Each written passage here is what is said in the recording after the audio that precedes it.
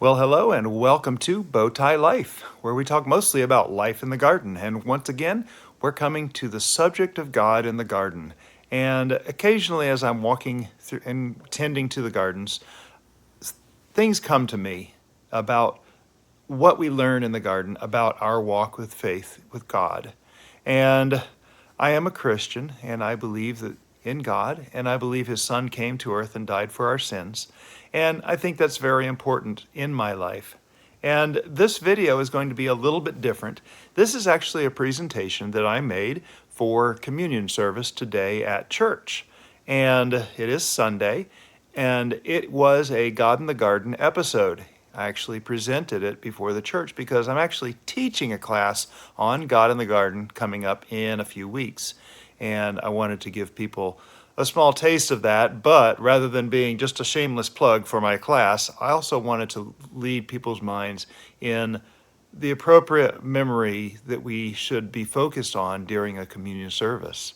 And anyway, this video is just a part of the topic that I've been working on for a few months now and has been in my mind, and I've been thinking a lot about, and I would like to share some of these with you. So we'll get right on with the video after the opening video sequence, but before we begin the opening video sequence, I wanted to ask you, do you know what vegetable Noah left off the ark?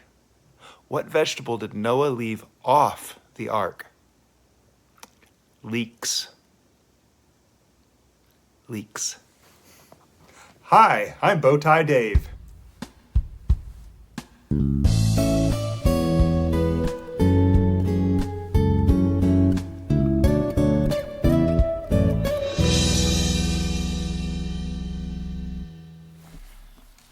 There's an upcoming adult class I'll be teaching entitled God in the Garden.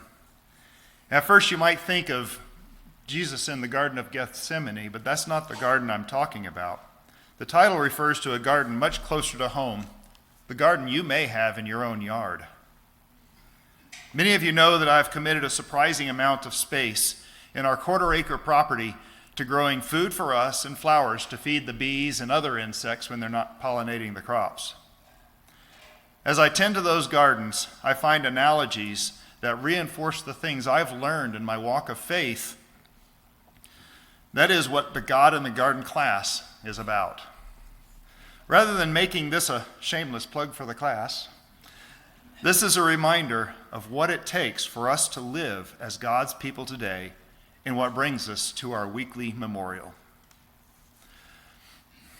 One lesson of the garden is that to be useful, everything in the garden will eventually die. Strawberries are picked from the plant, which is the death of the strawberry, so that we can eat and be filled and live. In fact, all the fruits of our garden get picked off the plant to consume and create energy so that we can live. Even the flowers that feed the bees must die to provide seeds for next year's growth. On a ranch that raises beef, poultry, and pork, the animals' lives are ended so that the meat can be consumed by the farmer or even sold at market to support the lives of the farmer and his family in other ways. In the Old Testament, we read about how the sacrifice of animals on the altar serves to cleanse the sins of the people for a short time. For them to be God's people, they had to make these repeated sacrifices. But today, we live as God's people, not because of the imperfect and temporary sacrifices of animals, but the most perfect sacrifice, the Son of God, Jesus Christ on the cross.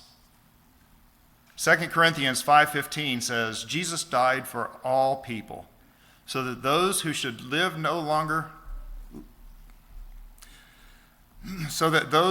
should no longer live for themselves, but for the one who died and rose for them.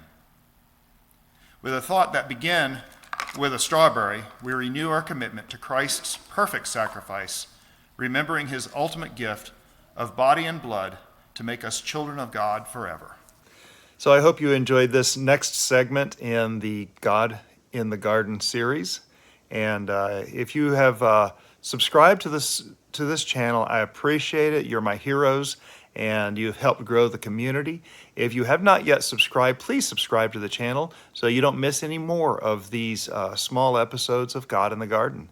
And also, we feature a lot of information about what's going on in the garden out there, vegetable gardens, flower gardens, and other things that we're growing on our property. If